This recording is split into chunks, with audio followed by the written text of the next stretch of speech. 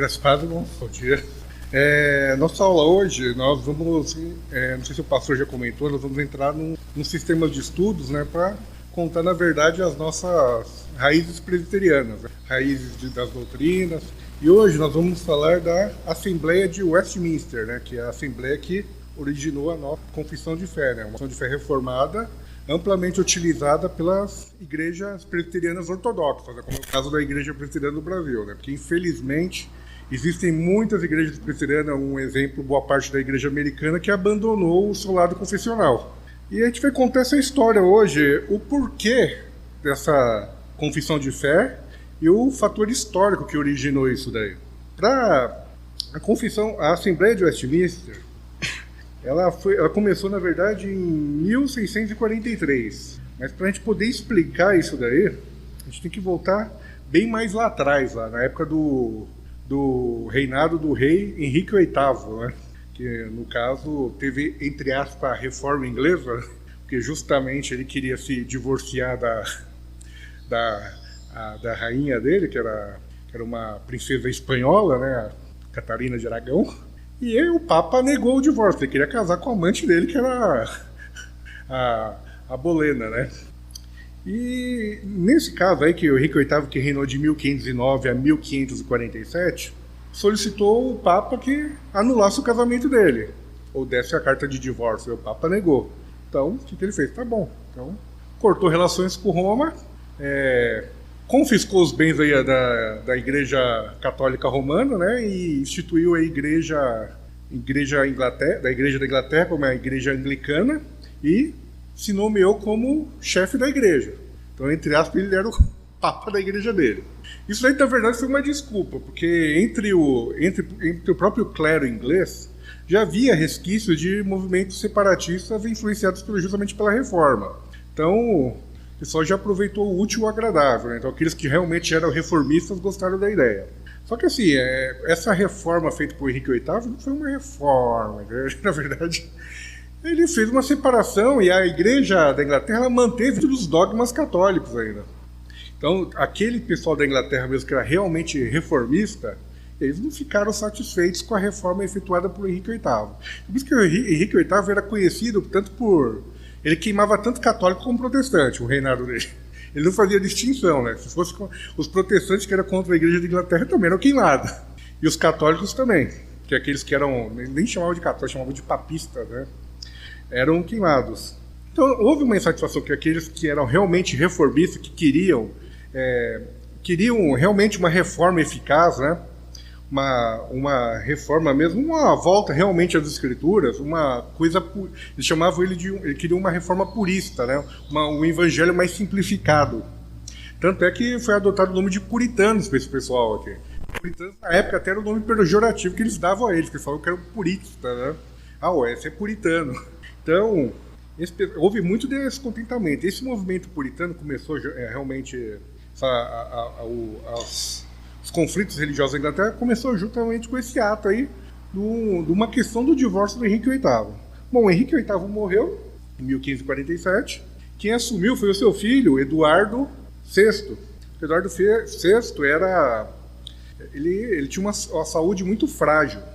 Então, realmente, a história fala que Eduardo VI ele gostava dos sermões protestantes, né, reformados, então ele fez uma reforma um pouquinho mais profunda. Na verdade, assim, ele instituiu assim, uns alicerces para a Igreja da Inglaterra e manteve a questão das confissões de propriedades católicas e separou justamente para a nobreza local.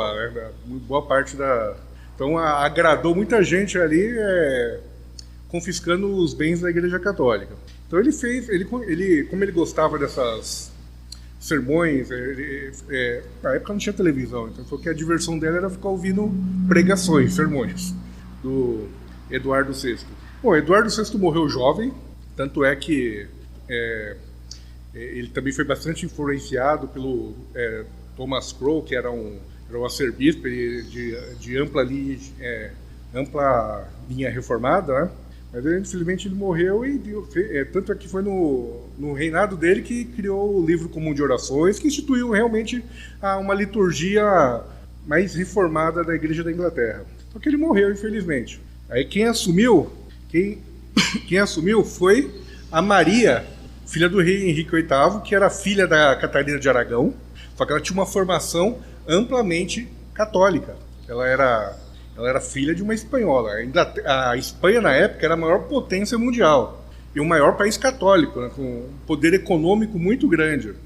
Tanto é que o pessoal fala, os historiadores falam que no governo da Elizabeth, que sucedeu a Maria I, um galeão espanhol que trazia, um navio só espanhol que trazia as riquezas das Américas para a Espanha, era um navio só. Era o que a Inglaterra arrecadava de um ano inteiro de impostos. Só pra você ter uma ideia. E quantos galeões de ouro, de outras riquezas, de especiarias, tudo, saiu das Américas para a Espanha. A Espanha era a maior potência, inclusive uma potência naval, potência militar, né? Então ela tinha amplo apoio do papado, né, da Igreja Católica, e eles eram, assim, na questão, assim, bitolados com a questão de defesa da fé, né, principalmente da fé católica. Então, primeira coisa, com o divórcio do Henrique VIII já não agradou muito os espanhóis. E essa Maria aí, então o que ela fez? Ela acabou com tudo que o Henrique VIII tinha feito, com o seu filho Eduardo VI, o seu irmão, meio-irmão, né, no caso, o Eduardo VI tinha feito, e instituiu o catolicismo de novo, tentou instituir o catolicismo de novo na Inglaterra. Só que ela teve um pequeno revés. Como começou no reinado de Henrique VIII, que eles confiscaram muitos bens da Igreja Católica e distribuíram, principalmente para a aristocracia, para a nobreza, Eduardo ainda fez uma confissão maior ainda, então ele não teve muito apoio, na verdade, até mesmo do clero, que pegou muitos bens, e também da nobreza. Se não fosse essa confissão de bens, essa distribuição, provavelmente a Inglaterra seria católica até hoje, porque ela teria conseguido instituir. Tanto é que ela era conhecida, Maria I, como Maria Sanguinária. Tem até aquela bebida que o pessoal dá o nome dela, Blood Mary. Então, a Maria, o nome dela era conhecido como... Porque foi uma rainha que perseguiu incansamente... perseguiu incansamente os protestantes. Daí ela não fazia distinção entre puritano e anglicano. Se era contra a instituição da Igreja Católica, ele era eliminado. Tá? Tinha tortura, tinha tudo. Só que a rainha Maria também morreu. Ela reinou de 1553 até 1558. Morreu jovem, teve 3 anos de reinado só. Então, ela tinha a meia-irmã dela, que era conhecida, mais famosa, a Rainha Elizabeth I, que na verdade era a filha do segundo casamento do Henrique VIII, justamente com a Ana Bolena, ela que era amante, que virou esposa depois, que depois ele mandou matar a esposa ainda de novo. Né? Então, você vê que era uma coisa bem esdrúxula, era bem complexa. Elizabeth assumiu. O pessoal pensa, bom, Elizabeth assumiu agora em 1558 e reinou até 1603. Ela foi conhecida como a Rainha Virgem, né, porque ela não teve descendência, né, nunca se casou, no caso. Só que o pessoal falou, bom, agora essa reforma sai, né, da Igreja Protestante. Só que não saiu, por 2 motivos. Primeiro, porque a Rainha Elizabeth não era lá muito, vamos dizer assim, convertida, né? Segundo, que ela não queria se bater muito contra os súditos, ainda que tinha um resquício católico, que ela não queria muito entrar em conflito com a Espanha, como eu falei, que era a maior potência militar da época. Ele já estava com uma pulga atrás da orelha com a Inglaterra justamente por causa do divórcio do pai dela, no caso. Então ela não cumpriu. Inclusive, os historiadores falam que ela era até contra as pregações. Ela fala que não precisa ter muita pregação, não. E a gente sabe, né, que a divulgação do evangelho é feita justamente pela palavra, né? Então, eu estava vendo até um historiador falando ali, tem uma palestra que foi feita no Mackenzie, que era um doutor especialista na Assembleia de Westminster, né? É o Dr. Chad Van Dixhorn. Ele é PhD na questão, a vida dele ele estudou isso. Né? Ele é PhD na Universidade de Cambridge, foi formado no seminário de Westminster, então ele é especialista nisso. Ele falou que na época da Rainha Elizabeth tinha umas concentrações de pregações que viriam 4 pregadores. Aí era dado um tema para esses pregadores, 4. O primeiro, ele fazia uma exegese, isso na hora, 4 pregadores, faziam uma exegese completa do texto. O segundo, aí em cima daquele tema, em cima do que o primeiro falou, ele ele mostrava as doutrinas bíblicas em cima daquele texto. O terceiro pregador, ele vinha em cima daquele mesmo tema, ele mostrava a aplicação das doutrinas bíblicas na vida cotidiana das pessoas. E o quarto, ele mostrava a aplicação daquela mensagem de modo avivada na comunidade que ele fala, entendeu? E ela falou e o historiador falou que ela era contra esse tipo de movimento, que essas concentrações eram frequentes, né? E isso daí justamente era feito principalmente por puritanos, né? Que o puritano, ele gosta da palavra, né? A Bíblia fala, principalmente... Desculpa. Os historiadores falam que os puritanos americanos que fugiram justamente da perseguição religiosa, que fundaram os Estados Unidos da América, nas concentrações de culto deles, se um pregador ele falasse menos de 1 hora, ele se sentia traído. Eles se sentiam traídos, né? Porque a pregação foi muito curta, menos de 1 hora. Hoje a gente fica 15 minutos e já está com sono, né, quando ouve o pregador. Né? Então, eles gostavam de palavra. E ela era contra isso. Então, infelizmente, as reformas não foram efetuadas no governo da rainha Elizabeth. Inclusive, mesmo ela se dispondo com o governo espanhol, foi no governo dela, principalmente, que teve a grande derrocada do Império Espanhol, né? Porque o Império Espanhol, ele montou uma armada, a maior armada que já se viu, né, naval, para o quê? Para invadir as Ilhas Britânicas a mando do Papa. Só que, por intervenção divina, o pessoal fala, só pode ser intervenção divina, a armada foi quase destruída por uma tempestade. E aí a Espanha, nesse momento, que era a maior potência, ela começou a cair em decadência, como a maior potência do mundo. Porque investiu todo o dinheiro, quase todo o dinheiro, numa armada católica, numa cruzada, né, para invadir a Inglaterra, para instituir o catolicismo de novo na Inglaterra. E vingar também, né, as questões, principalmente do pai dela, Henrique VIII. A Elizabeth, como não deixou herdeiro, ela falou, na morte dela, ela falou que era para... ela pediu para quem assumisse, foi o rei Jaime, o rei Tiago, né, que é uma forma portuguesada do nome, que era rei VI da Escócia, ele se tornou o Jaime I da Inglaterra. Então ele uniu os dois reinos, Escócia e Inglaterra. Tanto é que a gente conhece como Bíblia do o rei James, né, ou Bíblia do rei Tiago. Foi ele que patrocinou a tradução da Bíblia, a Bíblia toda, no caso, para o inglês.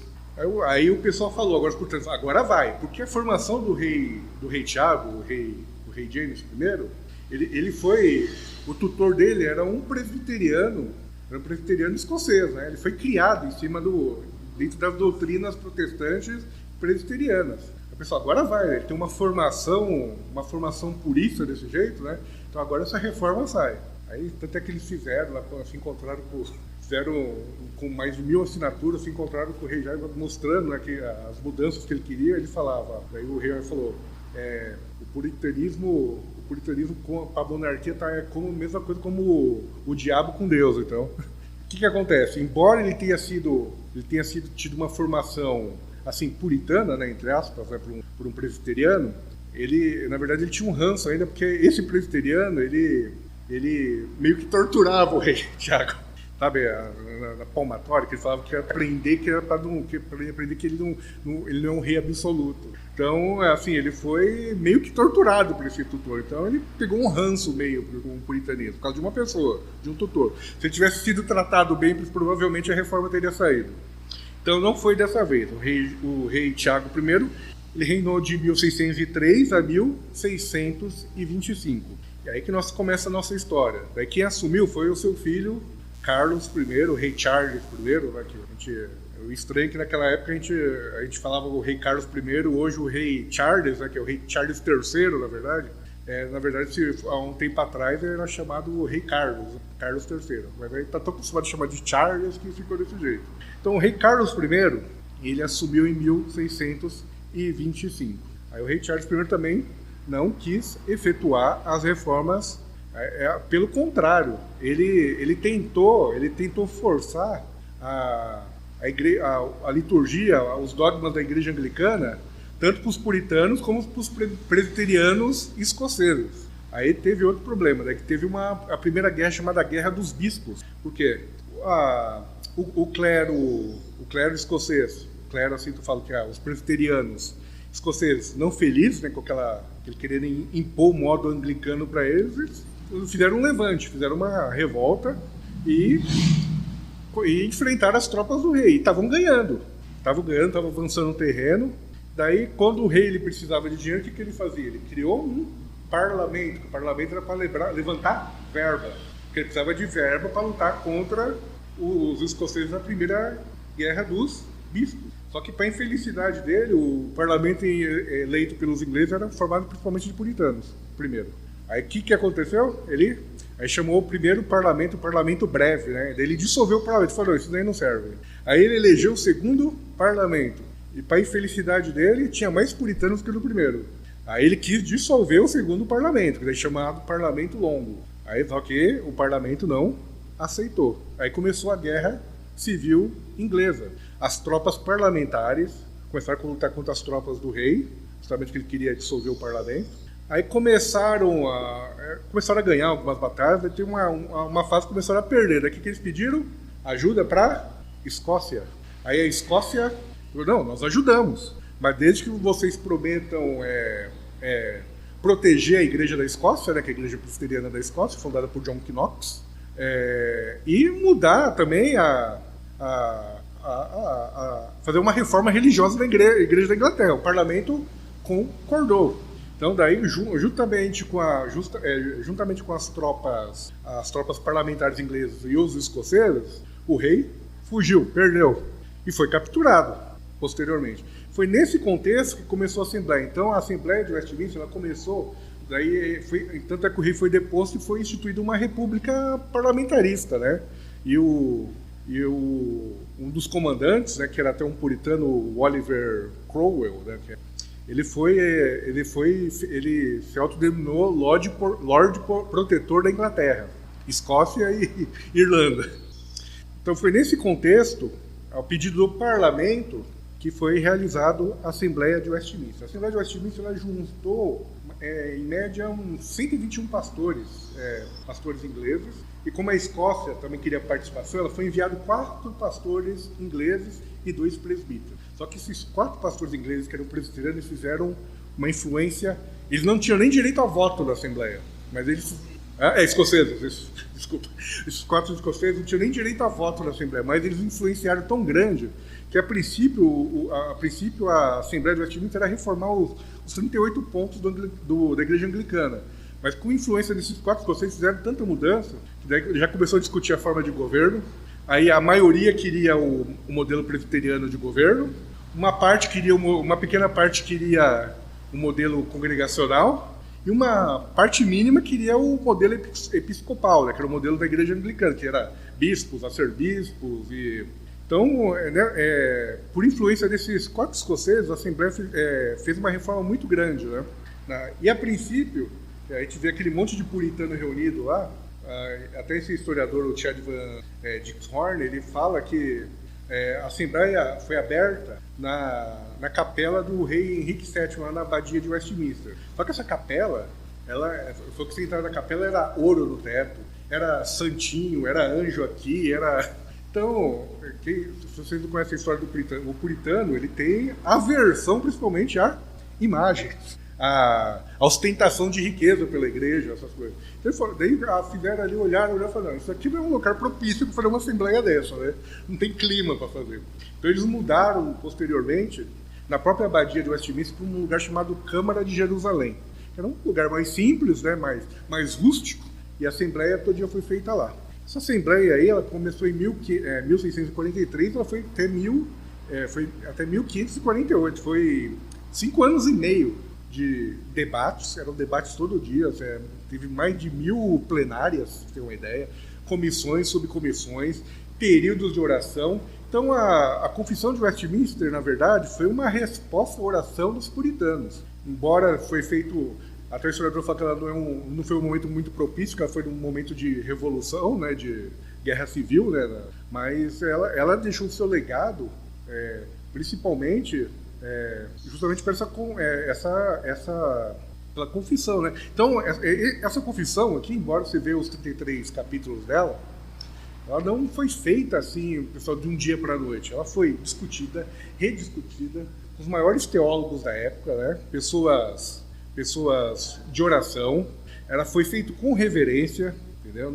Não foi feito com bagunça, irreverência. Então, foi um estudo profundo das escrituras para chegar nesse texto aqui, que nós temos hoje.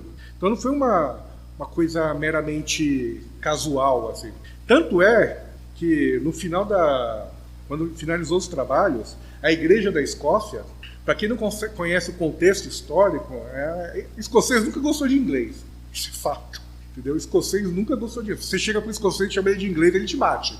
Ou você chega no irlandês e chama ele de inglês, ele eu não sou inglês, eu sou escocês. Mas diante do trabalho tão bem feito dessa Assembleia, que toda a Igreja da Escócia ela adotou de prontidão o que foi discutido na Confissão de Westminster. Então eu falo, que nem no caso, o que ela gerou?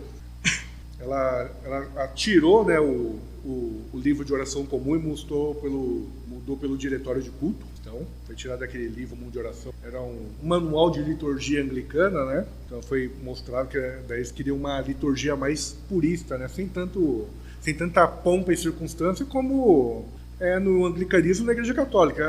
A parte litúrgica, se vocês for verem da Igreja Anglicana, ela lembra muito a liturgia da Igreja Católica. Aí também fizeram a confissão de fé, né, que ela foi concluída em 1646 e foi aprovada pelo parlamento em 1648. E detalhe, nessa Assembleia também participavam 20 membros da Câmara Comum, né, que era do parlamento, e 10 membros também da Câmara dos Lords, né, que era a parte parlamentar que era formada pela aristocracia, pela nobreza. Então, todas essas resoluções que foram feitas na Assembleia, elas foram todas ratificadas pelo parlamento. Aí também nessa mesma Assembleia foi instituído também o Catecismo Maior e o Catecismo Menor, que foi de 1647 e aprovado pelo Parlamento em 1648. Tanto é que também em 1648 foi colocado todos os textos bíblicos que dão base bíblica para a confissão. Então, foi um documento muito bem elaborado e amplamente utilizado pelas igrejas reformadas, principalmente por influência da Reforma Continental, né? Que há um tempo atrás, aí, em 1630, foi elaborado os cânones de Dort, né? Acho que foi em 1630, se eu não me engano, na Suíça. E teve bastante influência do calvinismo continental, né, na Inglaterra. Então isso daí virou tipo que um padrão, na verdade, para as igrejas reformadas na Europa inteira. Mas daí o que aconteceu? Como eu falei, o Oliver Cromwell, que se denominou Lorde Protetor, passou um tempo depois da Assembleia de Westminster, uns 10 anos depois, ele morreu. Quem tentou assumir foi seu filho, mas ele acabou sendo deposto. Aí o rei, o Carlos II, que nesse momento da Revolução, que era filho do Carlos I, que foi decapitado, esqueci de dizer, que ele fugiu a primeira vez, capturaram. Tentaram forçar ele, né, a fazer as reformas, ele não quis. Na segunda vez ele tentou fugir, daí o parlamento decidiu que iam executar. E o rei Carlos I ele foi executado pelo parlamento inglês, foi decapitado. Aí o seu filho fugiu para França. Aí com a morte do Oliver Cromwell, o filho dele retornou, fez uns acordos com o parlamento atual da época, né, que não ia perseguir, que ia manter as propriedades, já era outro parlamento, já não era um parlamento tão crente já. Aí ele voltou e assumiu como rei Carlos II. Aí ele voltou a instituir a igreja anglicana como a igreja estatal, né, a igreja da Inglaterra, forçando tanto para a Inglaterra como para a Escócia, Irlanda. Aí as perseguições voltaram de novo. Então todos aqueles puritanos que participaram, só para você ter uma ideia, o Oliver Cromwell, que assumiu como Lorde Protetor, quando ele morreu, ele foi sepultado dentro da abadia de Westminster. Quando o rei Carlos II ele desenterrou o rei, os restos mortais ele pendurou em correntes e deixou amarrado na cidade, ali num poste. Para você ter uma ideia. Tá? Então, aí teve um segundo êxodo, né, de refugiados religiosos. Aí o presbiterianismo ele espalhou pelo mundo inteiro mesmo, né, porque foi justamente no governo do rei Carlos II que ele acabou perseguindo os presbiterianos. Porque daí você vê que a igreja, geralmente ela só se espalha, quando ela tem o comodismo, ela só se espalha com perseguição. Aconteceu isso no primeiro século, que o pessoal lá queria ficar só em Jerusalém lá. Daí que aconteceu? Veio perseguição, a pessoa foi obrigada a se espalhar. Então, até como o pastor tinha falado, acho que foi no culto passado, que a tática do diabo antes, né, para a igreja era a tortura física. Então o pessoal tinha medo de morrer, né? Era pegar torturado, então o pessoal fugia. E o evangelho se espalhou justamente, o pessoal fugindo de perseguição. E a tática aqui era a mesma. Não, propagou. Daí, exatamente. Então a confissão de Westminster, que ela tem os seus 33 pontos, seus 33 capítulos, que é da Escritura Sagrada, de Deus e da Santíssima Trindade, dos eternos decretos de Deus, da criação. Oi? Ah, sim. Determinando justamente para debater da questão que o catolicismo empregou na Contra-Reforma. Da providência, da queda do homem e do seu castigo, do pacto de Deus com o homem, de Cristo mediador, como o único mediador, no caso, né? Do livre-arbítrio, da vocação eficaz, da justificação, da adoção, da santificação, da fé salvadora, do arrependimento para a vida, das boas obras, da certeza da graça e da salvação, da lei de Deus, da liberdade cristã e da liberdade de consciência, do culto religioso e do domingo, dos juramentos legais e dos votos, do magistrado civil, do matrimônio e do divórcio, da igreja, da comunhão, da comunhão dos santos, dos sacramentos, do batismo. Isso aí, principalmente o batismo, é a questão contra os anabatistas, né, que era uma seita bastante repudiada pelos puritanos, né? Da ceia do Senhor, também uma coisa interessante que tinha, na época da Reforma, tinha uma certa atrito entre a questão da ceia entre as igrejas reformadas europeias, calvinistas e os luteranos. Das censuras eclesiásticas, dos sínodos e concílios, do estado do homem depois da morte e da ressurreição dos mortos e do juízo final. A versão americana, em 1903, da Igreja Presbiteriana, eles colocaram mais 2 capítulos ainda. Isso daí provavelmente, esses 2 capítulos a mais, eles colocaram provavelmente com o advento da questão da Rua Azusa, né, que combater o berço do pentecostalismo, né, Então eles colocaram do Espírito Santo, que era o capítulo 24, né, e do amor de Deus e as missões, porque também aí nessa questão, depois que entrou em 1903, a igreja ela perdeu um pouco o seu fervor missionário também, né?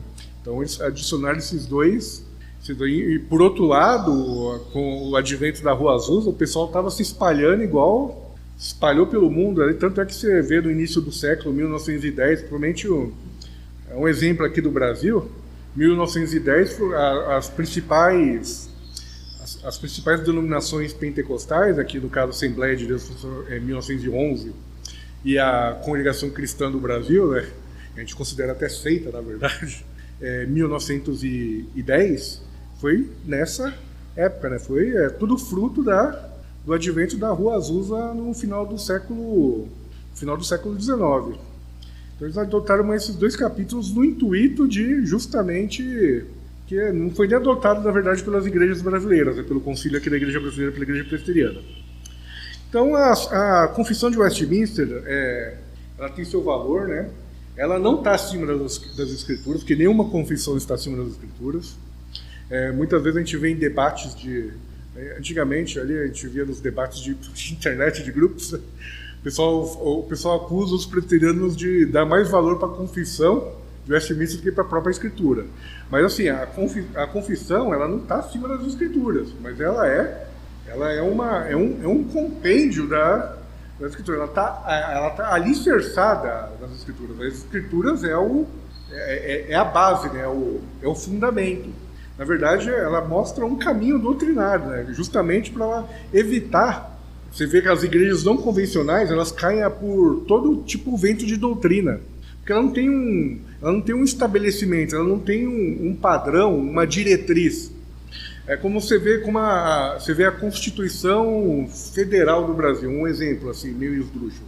Mas você vê que todas as outras leis, sejam federais ou estaduais ou municipais, quando o pessoal os parlamentares vão criar uma lei, tem uma comissão de Constituição e Justiça, porque ele tem que ver se essa nova lei ela não vai de encontro com a Constituição, com a Carta Magna do Brasil. A Escritura é a Carta Magna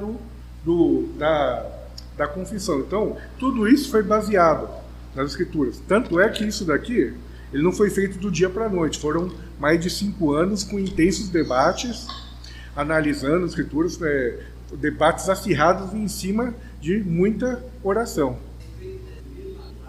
Pode? Não, pode ler, por favor.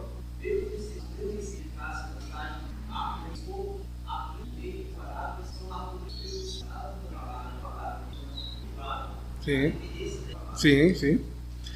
E é muito interessante estar falando isso. Tanto é que como eu disse, embora ela não foi utilizada pela Igreja da Inglaterra, a confissão, porque voltou ao anglicanismo, daí voltou o livro de oração comum, foi abolido o diretório de culto, tudo, mas ela se espalhou pelo mundo. Inclusive, ela foi base até para as outras confissões reformadas. Tem a Confissão Batista de 1689, se vocês forem analisarem, se você for ler a Confissão Batista de 1689, ela é praticamente uma cópia da Confissão de Westminster. Lógico que eles alteraram a questão do sacramento e do batismo, né? Mas nas outras questões da palavra de Deus, dos pontos mesmo, né? Da predestinação, da queda do homem, é parecido. Eles mudaram só a questão dos sacramentos e também a questão do batismo, ceia. Não, batismo, ceia. Batismo, ceia. Então eles fizeram alterações nisso, mas a base é a mesma. Tanto é que a Confissão Batista de 1689 foi feita também por alguns puritanos que quiseram adotar o modo batista, né, na verdade. Então, o puritanismo, assim, eles não eram só presbiterianos, eles eram congregacionais também. Uma grande minoria queria ser igreja congregacional. Tanto é que aqueles que migraram que fundaram os Estados Unidos da América, os que viajaram no Mayflower, né, o navio primeiro navio de peregrinos a chegar, eles foram foi em 1630, antes da Guerra Civil, antes da Confissão, que é a época que a perseguição religiosa estava ferrenha, né, contra os puritanos, somente no governo do rei Carlos já. Aí eles eram congregacionais, os primeiros foram para lá. Aí depois do presbiterianismo, depois com o advento do rei Carlos II, que ele se espalhou realmente, eles migraram bastante para os Estados Unidos, né? Tanto é que a igreja presbiteriana dos Estados Unidos ficou forte, é uma igreja forte e missionária, né, nas Américas, tanto é que foi um celeiro de missionários pelo mundo, né? Infelizmente, depois em meados do século XX, né, a boa parte, como que é a convenção, a PCUCI, né, então, eles abandonaram o lado confessional dele, tanto que a Igreja Batista Brasileira, a Igreja Presbiteriana Brasileira, já na década de 80, ela já cortou os laços fraternais com essa igreja, porque ela virou uma igreja anátema, né, a boa parte deles. Virou uma igreja anátema. Tá certo que mantém, ela teve uma divisão e mantém os presbiterianos ortodoxos lá ainda, né? Muitos. Isso. 2 comissões. Tem uma que é totalmente liberal, que estão querendo até pastores homossexuais, né? Estão querendo... Já na verdade. Né? Então, quando perdeu o lastro confessional, daí que ela desandou de vez. Então, é por isso que é importante o nosso lastro, a gente conhecer as nossas raízes, de onde nós viemos, né? Porque a verdade é que a palavra de Deus ela é eterna, ela não muda, né? Ela só fala que ela é viva, que ela se transforma a cada dia, mas as verdades bíblicas, a lei moral de Deus, ela é eterna, ela não muda. Então, o que era pecado há 50 milhões de anos atrás é pecado hoje. Então, exatamente, que muda. Sim. Então, isso daqui é um lastro, na verdade, né? É um lastro. Pode falar, professor.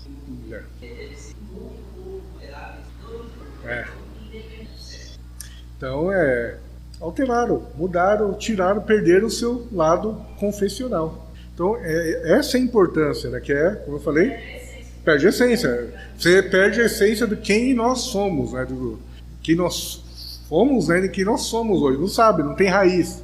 Uma árvore sem raiz, ela apodrece e cai e morre. Amém, irmãos?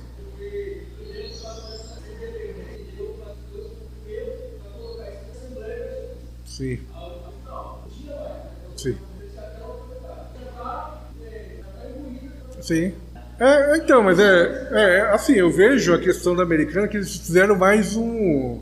Eles tentaram colocar isso daí mais como uma resposta, né? Porque lá nos Estados Unidos eles acharam necessário isso e enfatizar essa questão, uma resposta principalmente ao pentecostalismo, né? Então eu acho que a igreja aqui brasileira não sentiu tanta necessidade ainda, porque ainda o pentecostalismo não tinha nem se instalado aqui ainda, na verdade, também. Eu acho que se posteriormente, depois que ele visse o crescimento das Assembleias de Deus, muito, principalmente entre os meios batistas, muito pastores passando, que ainda, querendo ou não, a Igreja Batista ainda ela tinha um legado ainda meio que confessional com a Igreja Mãe Americana, né, passando para o lado pentecostal, né, eu acho que eles pensariam duas vezes de adotar ou não essa questão, só para enfatizar. Mas aí também fica só no achismo também, né. Mas eu vejo isso na Igreja Americana, que eles acharam necessário justamente como a Igreja Católica fez a Contra-Reforma, foi uma contra-reforma da igreja reformada contra o advento do pentecostalismo. Eu vejo desse jeito. Mas aqui é um achismo meu também. Amém, irmãos? Pode orar, pastor, para encerrar?